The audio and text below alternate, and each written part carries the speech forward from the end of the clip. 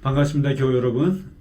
오늘 신구약 중간사 7번째 시간, 마지막 시간이 되겠습니다. 내용이 좀 많긴 하지만 간단하게 좀 줄여서 오늘 이제 신구약 마지막을 진행하도록 하겠습니다. 먼저 우리가 7주를 통해서 이제 이 신구약 중간사를 공부를 하고 있는데요.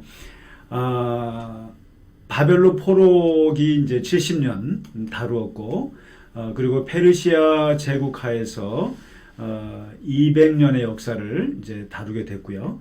그 요까지는 우리가 이제 성경에, 구약 성경에 나와 있습니다. 그리고 성경에 나와 있지 않는 역사가 바로 알렉산더 대왕의 헬라 제국, 그 헬라 제국의 이제 300년 역사를 다루었고요. 그리고 이제 헬라 제국 안에 셀류코스 왕조와 그 프톨레미 왕조 있다 그랬잖아요. 그 셀류코스는 이제 시리아, 지금 뭐 이라크라든가 지금 시리아 땅 그쪽을 장악하고 있었고, 또 프톨레미는 이제 이집트 땅이라고 말씀드렸잖아요.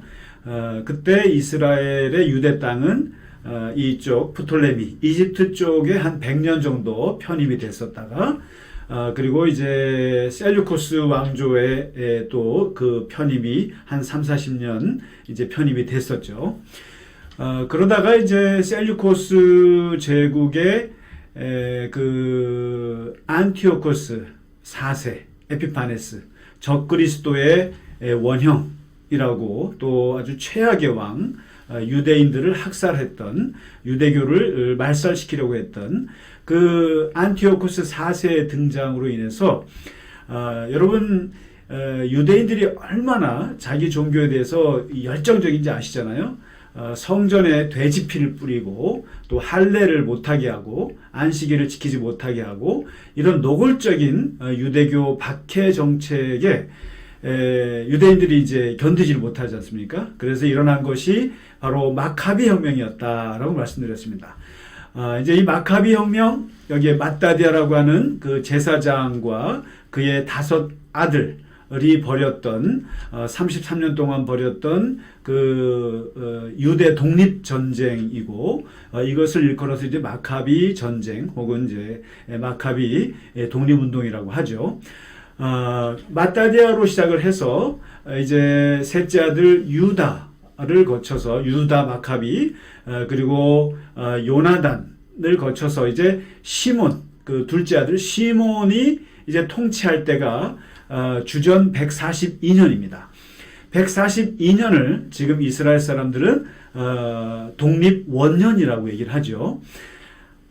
그야말로 바벨론 포로가 되면서 망하게 된 주전 586년 이후 444년 만에 이제 이스라엘이 독립하는 겁니다.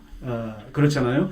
그러니까 바벨론에게 식민지였고, 또 페르시아 200년 식민지였고, 또 알렉산더 대왕의 헬레니즘의 프톨레미에게 또 100년, 또 셀류코스에게 또 30-40년, 이렇게 해서 444년을 이제 식민지로 지내다가 드디어 마카비 혁명을 통해서 유대가 이제 독립을 하게 되거든요.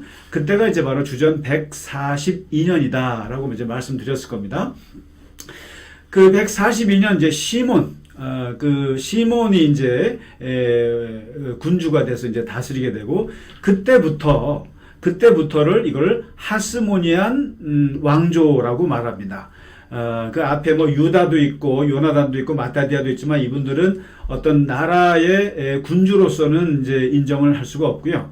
바로 이제 그 둘째 아들, 그 시몬이 통치할 때부터 이제 독립이 되기 때문에 그때부터 하스몬 왕조가 시작이 됩니다.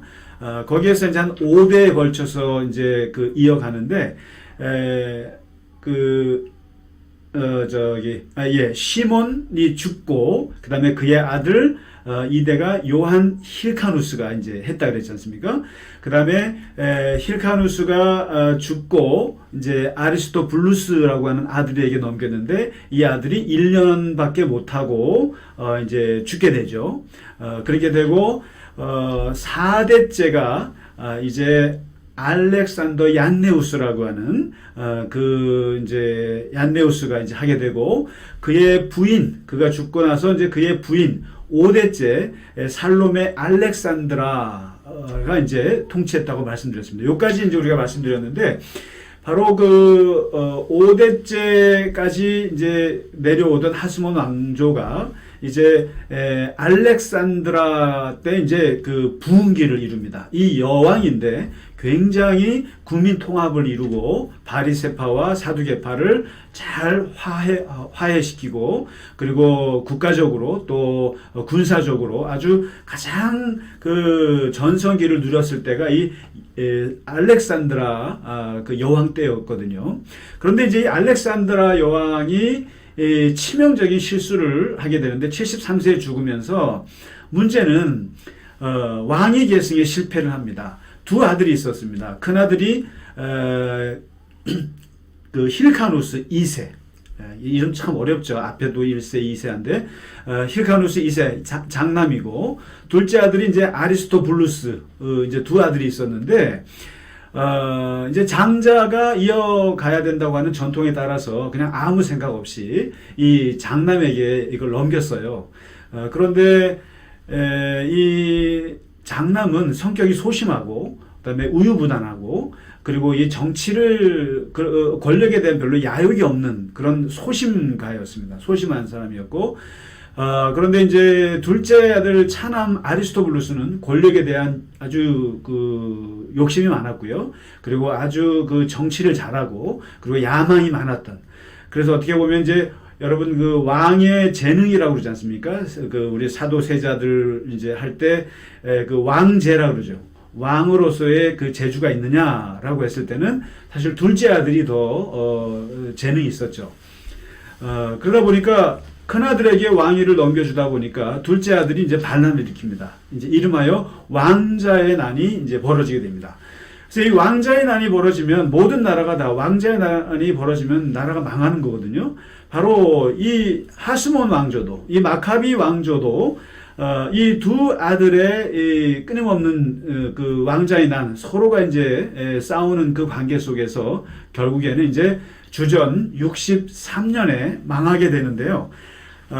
어떻게 망하게 되냐면은, 그래서 이제 사실은 이 하스몬 왕조는 시몬 때부터, 시몬, 요한 힐카누스, 아리스토블루스, 그 다음에 알렉산더 얀네우스, 그 다음에 알렉산드라, 그리고 힐카누스 2세와 아리스토블루스 왕자의 난 싸우면서 이제 79년에 왕조가 100년도 이제 지속을 못하고 이제 망하게 되는데, 이때 망하게 되는 게 어디에 망하게 되냐면, 이제 헬레니즘은 끝났습니다. 헬레니즘은 끝났고, 이제 새롭게 제국의 역사에, 제국의 반열에 들어오는 나라가 바로 여러분 여기 지도에 있는 로마 제국입니다. 이제 로마 제국이 이때부터 이제 부각이 되기 시작하고, 여러분 이 로마 제국은요, 사실은 여기 지중해가 있지 않습니까? 지도가 저 보시면 지중해가 있는데, 여기 스페인부터 해서 이탈리아, 그다음에 그리스, 이쪽에 이제 쭉 가면서 여기 유대 땅, 팔레스틴 땅, 그다음에 이쪽 밑에 그 이집트, 그러니까 북아프리카 해안 지역도 있지 않습니까? 이 지중해 전역이 다 로마 제국의 이제 수하에 들어오게 됩니다. 그때 이 떠오르는 별이 하나 있었는데, 그 사람이 바로 여러분 잘 아실 겁니다. 폼페이우스라고 들어보셨을 텐데요. 이제 오늘 우리가 같이 공부하는 이 시대는 우리가 그 영화에서도 많이 보는 사람들이 많이 나옵니다. 폼페우스, 율리우스 카이사르, 안토니우스, 그 유명한 클레오파트라, 뭐 어마어마한 사람들이 이때 이 시기에 다 등장을 합니다. 그래서 이 로마라고 하는 나라는 이제 주전 뭐 70년 그 이제 이미 오래전에 생겼는데, 로마가 이제 권력 구조라는 것이 그 왕정에서 출발을 해서 이제 공화정, 원로원 300명이 이제 다스리는 집단 지도 체제로 가다가 이제 삼두 체제라는 것이 이제 생깁니다. 그러니까 이제 그 다음에 황제, 제정이라고 그러죠. 황제 이렇게 해서 왕정, 공화정, 삼두체제를 거쳐서 이제 황제. 그래서 예수님 당시에는 전부 다 시저라 그래서 그 황제들이 다 등장하지 않습니까? 그래서 이 권력 구조가 이렇게 네 개로 이제 바뀌게 되는데요. 바로 요 시기에 이제 하스몬 왕조가 망하게 되고 요 시기에 바로 이제 원로원들이 다스리는 공화정에서 이제 삼두 체제로 넘어가는 그 과도기인데요. 요때 등장하는 사람이 바로 누구냐면 폼페이우스 그리고 여러분 아실 겁니다. 이제 초대 황제가 되는데 그게 바로 율리우스 카이사르. 그러니까 카이사르라고도 하고 시저라고도 하고 그리고 우리 성경에서는 가이사라고 나옵니다. 가이사, 시저, 뭐 카이사르 이게 다 같은 말인데 그래서 이제 이때부터 이제 황제 이름들 이제 그 시저가 되는 거죠. 그래서 율리우스 카이사르가 등장하고 그다음에 크라수스 이렇게 세 명이 이제 서로 그 원로원들과 이제 서로 그 권력을 이제 서로 뺏는 과정에서 삼두 체제를 이제 하게 되죠. 특히 이제 뭐 폼페우스와 이제 율리우스 카이사르 이 둘 사이에 엄청난 이제 권력 전쟁이 이제 벌어지는데요.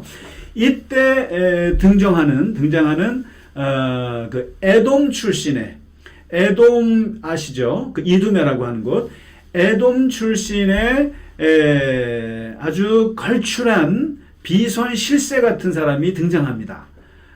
이 사람은 이제 폼페이우스와 카이사르 사이에서 아주 줄타기를 기가 막히게 하면서 여기 붙었다 저기 붙었다 하면서 정치적인 생명을 이어가고 그러면서 자기 자신은 이 팔레스틴 땅 그러니까 이스라엘 땅에 이제 총독으로 자리 잡게 된 사람인데 그 사람이 바로 안티파터라고 하는 사람입니다. 바로 이 안티파터가 헤롯 대왕의 아버지가 됩니다. 이제 바로 요 시기에 이제 헤롯이 등장하게 되는데 간단히 말씀드리면은 헤롯은요 성경에 많이 나오죠. 여러분 아마 많이 들어보실 겁니다. 그리고 여러분 영국에 가면 또 헤롯 백화점이라고 있죠. 근데 그 헤롯 대왕 성경에 아주 많이 등장하고 또 성경을 조금이라도 아는 분들은 이 헤롯을 웬만하면 다 들어봤을 겁니다. 그런데 가장 신약 성경 복음서 또 사도행전을 읽을 때 가장 헷갈리는 게 바로 또 헤롯이에요. 왜냐하면 항상 헤롯이라고 나오지 이름이 안 나오니까요. 그래서 사실은 헤롯이라는 이름에 6명이 등장합니다. 그러니까 안티파터로부터 이제 토대를 구축을 해서 헤롯 대왕, 헤롯 더 그레이트라고 합니다. 이 사람이 이제 가장 유명한 사람이죠. 헤롯 대왕이죠. 그리고 예수님 태어나실 때 이제 그 유대인의 왕 그 말에 놀래서 유아를 학살했던 그 사람이 바로 헤롯 더 그레이트입니다. 헤롯 대왕입니다. 34년 동안 다스렸던. 그리고 헤롯 왕조라고 할 수 있죠. 그 다음에 이제 그 기초를 닦은 사람인데, 그 다음에 세 아들, 헤롯 아켈라오, 또 헤롯 안티파스, 헤롯 빌립. 이게 이제 예수님 사역하실 때 등장했던 이제 세 아들이고요. 그 다음에 사도행전에 등장하는 사람이 바로 헤롯 아그리파 1세. 그리고 이제 사도행전 저 뒤에 등장하는 사람이 헤롯 아그리파 2세. 그러니까 이렇게 해서 안티파터로부터 헤롯 대왕, 그다음에 세 아들, 그다음에 또 손자, 그다음에 증손자까지 한 5대에 걸쳐서 156년을 유대 땅을 지배했던 사람이 바로 이 헤롯 가문입니다. 좀 더 나가면 헤롯 왕조라고도 할 수 있습니다. 굉장히 이제 오랫동안 다스렸던 사람들인데, 이 사람들은 예수님께서 태어나실 때와 그다음에 초대교회까지를 다 아우러서 헤롯 가문이 연결되어 있기 때문에 성경에 가장 많이 등장하는 가문이라고 할 수 있습니다. 바로 이 아버지 안티파터가 바로 그 폼페이우스와 카이사르 사이에서 줄타기를 하다가 누가 이기냐면은 이제 율리우스 카이사르, 이제 초대 황제가 되죠. 그래서 이제 공화정에서 삼두 체제를 지나서 이제 제정 황제제로 이제 넘어가는데 1대 황제가 이제 이 율리우스 카이사르가 되죠. 여러분 이 카이사르는 많이 들어보셨을 겁니다. 아마 우리가 주사위는 던져졌다, 그다음에 루비콘 강을 건널 때 했던 말이잖아요. 루비콘 강을 건너면서 원로원들을 장악하기 위해서 황제로 등극하게 되는 그 위험천만한 도박을 했던 그때, 그래서 주사위는 던져졌다라고 하는 유명한 말이 있고, 또 왔노라 보았노라 이겼노라, 유명한 말이죠. 그리고 이제 카이사르가 죽을 때 브루투스 노마저, 이게 이제 많은 그 연극에서 나오죠. 그래서 이제 그 암살을 당하게 되는데, 이 사이에서 이제 안티파터가 이제 생존해서 여기 붙었다 저기 붙었다 하면서 이제 유대 총독으로 자리를 잡고요. 그 다음에 이제 카이사르가 죽게 되면서 2대 황제가 이제 오는데, 카이사르가 여러분 그 죽을 때 후계자로 누구를 세우냐면은 옥타비아누스라는 양자를 세웁니다. 이 옥타비아누스는 아주 약했어요. 그리고 항상 복통에 시달렸고 이제 했는데, 그 아버지 율리우스 카이사르는 아마 로마가 이제 한 1000년 정도 제국을 다스리지 않습니까? 그 역사에서 가장 천재적인 정치가로 이제 평가를 받아요. 그런데 이제 두 번째 황제로 이제 낙점이 된 이 옥타비아누스는 18살밖에 되지 않았고, 그리고 되게 유약했고, 그리고 이제 친아들도 아니고 이제 양자를 세운 거예요. 그런데 이제 이걸 보고 그 카이사르의 측근이었던 부하였던 안토니우스가 이제 실세였거든요. 그래서 무슨 뭐 18살짜리 양자를 저렇게 하느냐 그래서 무시를 했습니다. 그런데 사실 옥타비아누스가 굉장히 무서운 사람이었습니다. 아주 주도면밀했고, 그래서 다시 한번 옥타비아누스와 이제 안토니우스, 그 다음에 또 이제 레피두스라고 하는 사람, 이 세 사람의 또 삼두 체제, 그러니까 어느 누구에게도 권력을 독점시키지 않으려고 이제 만들어낸 그런 과도기적인 권력 구조입니다. 여기에서도 이제 결국에는 이 삼두 체제로 영원히 가지 못하고 옥타비아누스하고 안토니우스 사이에 또 권력 투쟁이 이제 벌어지죠. 이때는 누가 등장하냐면 바로 안티파터가 죽고, 암살당해서 죽고, 그 아들, 둘째 아들이 있었는데, 둘째 아들이 바로 헤롯 더 그레이트입니다. 헤롯 대왕입니다. 헤롯 대왕은 이 헤롯도 아버지를 닮아서 굉장히 정치력이 좋고 굉장히 그 뛰어난 정치가였습니다. 그리고 아주 그 군사적으로 뛰어난 지휘관이었고 아주 보통 사람이 아니에요. 근데 이 헤롯이 또 안토니우스에게 붙었다, 또 이제 옥타비아누스에게 붙었다, 이제 뭐 정말 그 살얼음판 같은 그런 로마 황제들의 그 권력 암투 속에서 이제 줄타기를 이제 한 거죠. 그리고 요 시기에 등장한 사람이 여러분 바로 이 클레오파트라입니다. 그래서 클레오파트라는 사실 1대 황제 율리우스 카이사르의 또 애인이기도 했고, 또 그 사이에서 아이도 낳았죠. 그리고 또 안토니우스 있죠. 지금 옥타비아누스하고 싸우는 안토니우스와 또 결혼을 해서 또 자식 낳고 아주 뭐 기가 막힌 여인이죠. 그러한 사이에서 결국은 이 안토니우스는 여기에 이제 푹 빠진 거죠. 그저 클레오파트라에 너무 빠져가지고 결국에는 옥타비아누스가 황제가 됩니다. 그래서 이제 2대 황제로 이제 옥타비아누스가 이제 등장을 하게 되고요. 이때 이제 헤롯은 바로 또 옥타비아누스와 이제 그 옥타비아누스에게 이제 붙어서 이제 권력을 유지를 하게 됩니다. 그래서 이제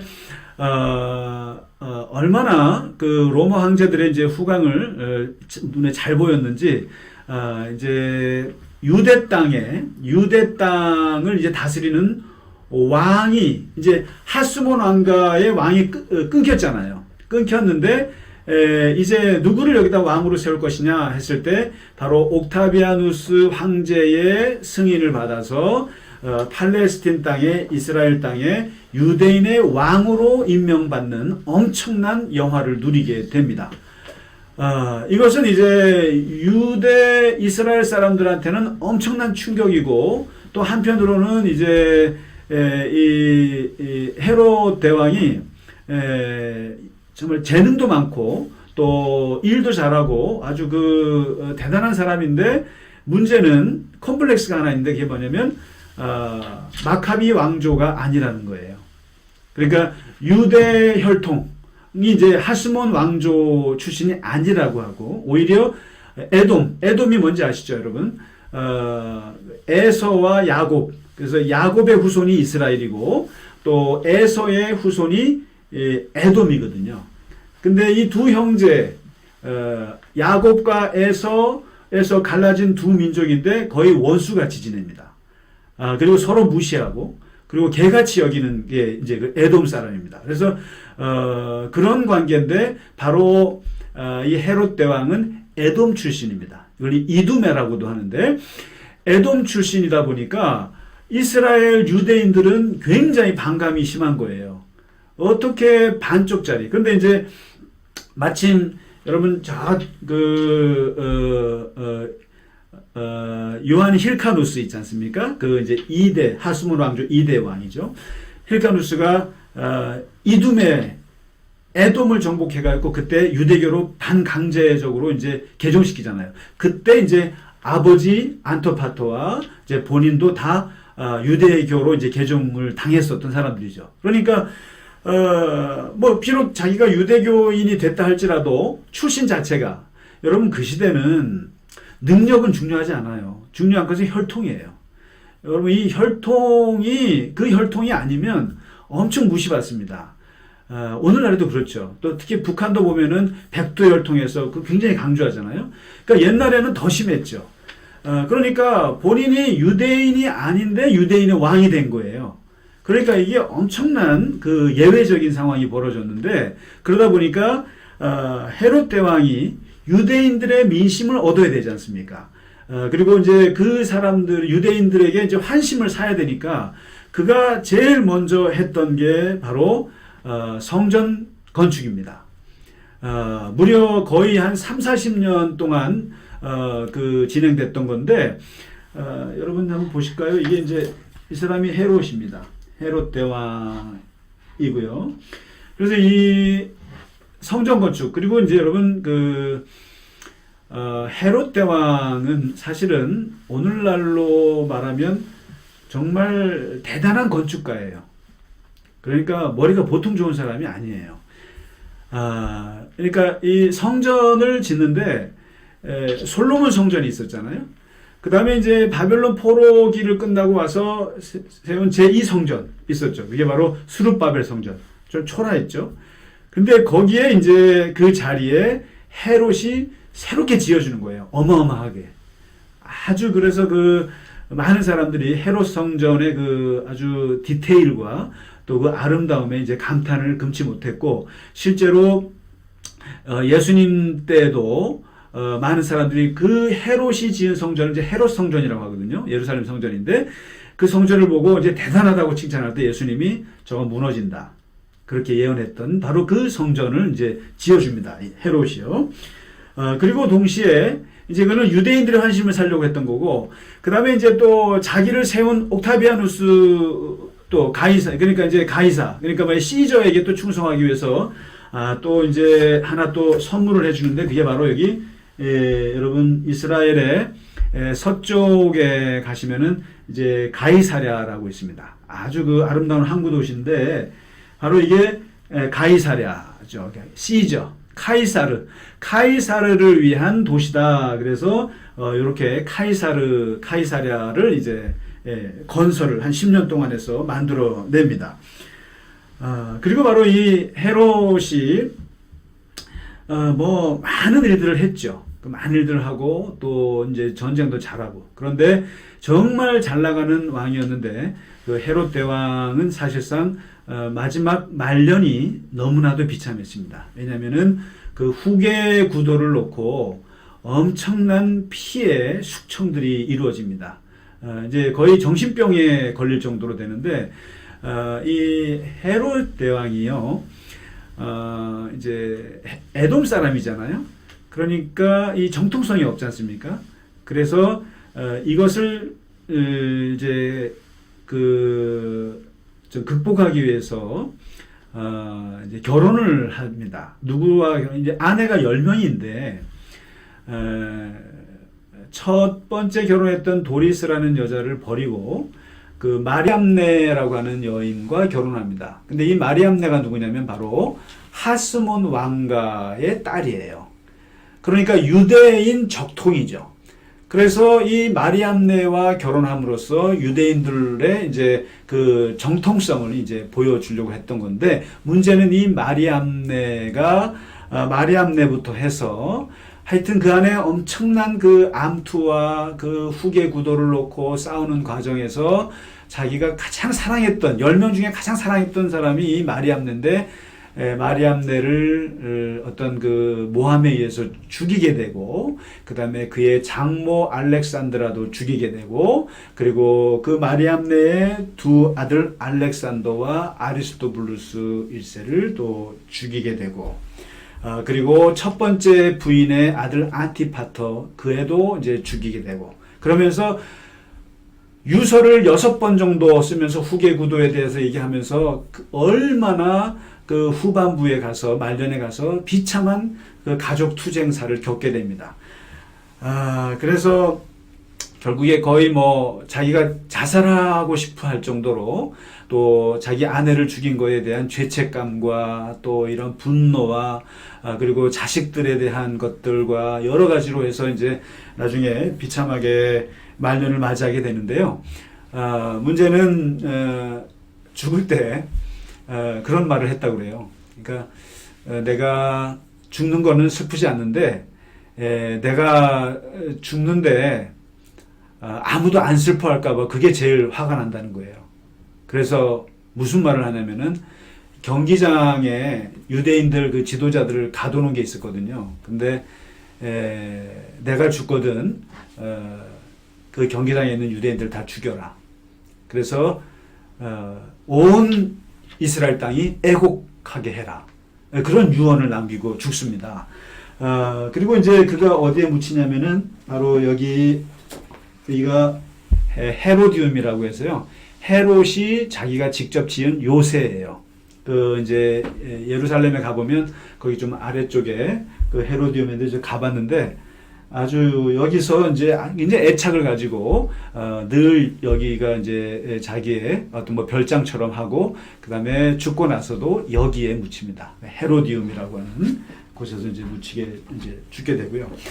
그런데 이제 마지막 죽을 때 헤롯 대왕이 이제 후계 구도를 정해주는데, 그 뭐 안티파터나 그 자식들이 막 싸우는데 이제 결국에는 다 죽게 되지 않습니까? 죽게 되고 여기에 휘말리지 않은 아들들을 이제 세우게 되죠. 그러니까 어부지리로 되게 되는데, 바로 헤롯 아켈라오, 네 번째 이제 아내에게서 낳은 자식들인데, 아켈라오와 헤롯 안티파스, 그 다음에 이제 또 다른 아내에게서 낳은 헤롯 빌립이 등장합니다. 이 세 사람이 이제 바로 예수님께서 사역하실 때 등장한 왕들이고, 이 왕들에게는 대왕이란 말을 못 붙입니다. 유대인의 왕이라는 칭호를 못 붙이고 분봉왕입니다. 이게 무슨 말이냐면은 헤롯 대왕은 전체를 다 다스렸잖아요. 그런데 이 세 아들은 땅을 쪼개줍니다. 그래서 어떻게 쪼개주냐면은 바로 여기에, 이게 이스라엘의 이제 헤롯이 다스리던 땅인데, 큰아들 그 아켈라오에게는 이제 유다, 예루살렘, 그 다음에 여기 이제 에돔 있죠. 이둠에, 여기 사마리아까지. 그러니까 이제 큰아들이니까 좀 많이 준 거죠. 그 다음에 둘째 아들을 누구에게 주냐면 안티파스에게는 바로 이 갈릴리 지역을 줍니다. 갈릴리 지역과 이 요단 동편 쪽에 요 땅을 줍니다. 그래서 안티파스를 주목하셔야 됩니다. 우리는 성경에서 안티파스가 중요합니다. 그 다음에 이제 그 셋째 아들 헤롯 빌립은 이쪽 북동부 쪽에 이제 땅을 줍니다. 그런데 이제 이 첫째 아들 아켈라오는 너무 성격이 난폭해가지고요. 그냥 뭐 유대인들을 막 죽이고 그래요. 그래가지고 결국에는 이게 이제 유대인들이 옥타비아누스 황제한테 이제 고소를 하고 그래가지고 이제 쫓겨나요. 그래서 요 땅을 누가 다스리냐면 이제 총독들이 와서 그 로마에서 파송한 로마 사람 총독이 오게 됩니다. 그래서 여기서 다섯 번째 총독이 바로 본디오 빌라도죠. 그래서 이제 아켈라오는 쫓겨나게 되고 안티파스가 이제 이 갈릴리인데 바로 예수님 공생애 하실 때 가장 영향력을 주고 관계된 사람이 바로 이 헤롯 안티파스예요. 갈릴리 지역이니까 예수님의 그 관할 지역이죠. 그리고 헤롯 빌립은 되게 착했어요. 그래서 이제 헤롯 빌립은 아주 뭐 그냥 큰 문제 없이 그냥 이제 하게 되고 헤롯 빌립 같은 경우는 가이사라 빌립보라고 들어보셨죠? 그 빌립보 좀 북쪽에 그것도 이제 시저를 위한 도시를 지은 사람이고. 근데 중요한 것은 바로 이 헤롯 안티파스입니다. 헤롯 안티파스인데 이 사람이 욕심이 많아요. 그래서 이제 굉장히 욕심이 많아가지고 이 형도 이제 날아갔고 또 이제 동생도 약하고 하니까 자기가 이제 아버지처럼 유대인의 왕으로 이제 되고 싶었던 거예요. 그래서 이제 하스몬 혈통에 있는 그 헤로디아라고 하는 여자가 있습니다. 딸이 있는데 그 여자와 정략적으로 결혼을 해버려요. 여기 어디에 나옵니까? 복음서에 나오잖아요. 헤로디아하고 이제 결혼을 하게 됩니다. 그래서 이걸 가지고 누가 비난합니까? 세례 요한이 비난을 하죠. 세례 요한이 비난을 하고 잘못됐다고. 그래서 세례 요한이 감옥에 갇히게 되고 이 헤로디아 때문에 결국에는 참수형을 당하게 되는 그게 바로 헤롯 안티파스입니다. 바로 그 사람입니다. 그래서 이 헤롯 안티파스가 예수님까지 이제 죽이려고 하게 되자 예수님께서 이제 피하시는데 그래서 이제 예수님께서 바로 여우도 굴이 있고 그렇지만은 인자는 머리 둘 곳 없다고 하셨을 때 그 여우가 바로 헤롯 안티파스입니다. 아주 교활한 놈이라는 거예요. 그래서 예수님이 아주 그 비판을 많이 받았던 사람이고요. 그리고 이제 요 헤롯 대왕이 끝나고 그 다음에 이제 헤롯의 세 아들 아켈라오, 헤롯 안티파스, 헤롯 빌립 요 시대가 끝나고요. 누가 등장하냐면은 사실은 또 헤롯 대왕이 낳은 자식 중에 이 하스몬 혈통의 적통인 그 아들이 하나 있는데 그게 헤롯 아그리파 1세예요. 헤롯 아그리파 1세인데 이 사람은 이제 뭐 복잡하니까 간단히 말씀드리면은 어렸을 때 로마로 유학을 갔습니다. 그래서 이제 4대 왕인 그 카리큘라 황제와 친분을 맺게 되죠. 맺게 돼서 이제 고국으로 돌아오게 되는데 이 아그리파 1세가 이제 로마 황제의 그것을 이제 등에 업고 돌아와서 유대인의 왕이 됩니다. 전체를 다스리는 유대인의 왕이 됩니다. 그러니까 헤롯 대왕만 했었는데 그 분봉왕들은 이제 조만한 이제 그걸 못하다고 있다가 헤롯 아그리파 1세가 이제 또 다시 전체를 다스리는 유대인의 왕이 되고 이 사람이 어디에 나오냐면은 바로 사도행전에 등장합니다. 헤롯 아그리파 1세. 아주 잘 나갔습니다. 아주 잘 나갔고, 굉장히 그리고 이제 유대인들로부터, 이게, 하스몬 왕가니까 또 인기도 있고 또 인정도 받았고, 그러니까 교만이 하늘을 찌르는 겁니다. 이 사람이. 하늘을 찌르는데, 초대교회에서, 바로, 예수님의 제자, 야고보 사도를 죽인 사람입니다.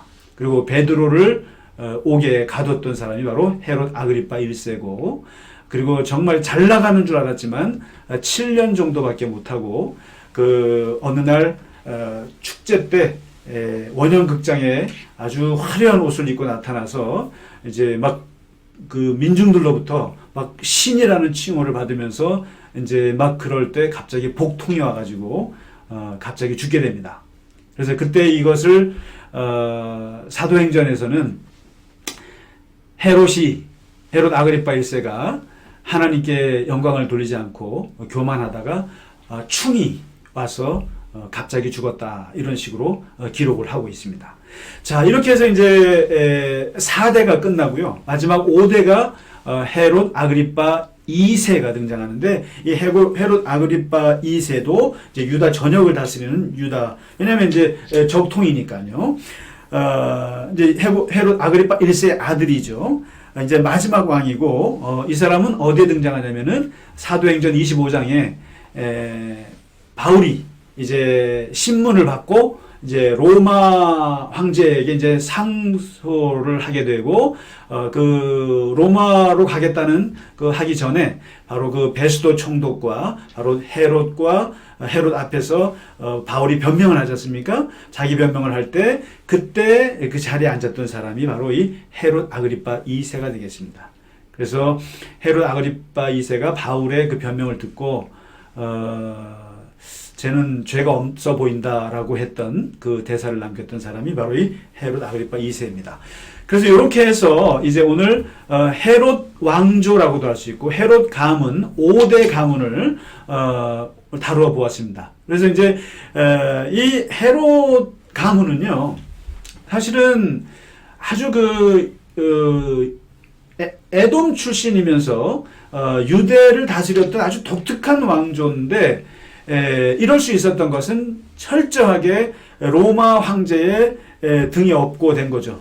안티파터는 율리우스 카이사르, 그리고 헤롯 대왕은 옥타비아누스, 그리고 이제 헤롯 안티파스나 이런 사람들은 그 상대왕 디베rio 황제가 있죠. 그래서 여러분, 갈릴리 바다를 디베리아라고도 하죠. 디베리아 호수라고도 하죠. 근데 디베리아가 뭐냐면 디베리우스 황제, 3대 황제를 위해서 헤롯 안티파스가 이름을 그렇게 지어준 거죠.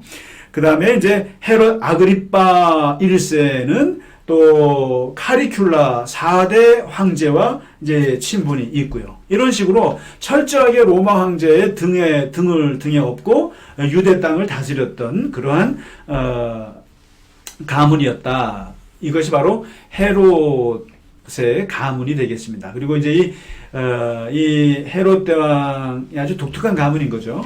그리고 이 헤롯이 이제 성경, 복음서와 사도행전 전체에 걸쳐서 등장하는, 그래서 6명 정도가 등장하게 되는 것입니다. 그래서 아마 신약 성경을 읽을 때 가장 헷갈리지 마셔야 될 게 바로 이 헤롯입니다. 다 헤롯이라고만 나오거든요. 근데 다 다릅니다. 예수님 태어날 때는 헤롯 대왕, 또 예수님이 공생할 때는 헤롯 안티파스, 그 다음에 초대교회 때는 헤롯 아그리파 1세, 그 다음에 사도 바울이 신문을 받을 때는 헤롯 아그리파 2세, 이렇게 해서 헤롯 가문과 예수님과 초대교회가 다 연결되어 있다라고 말할 수 있겠습니다.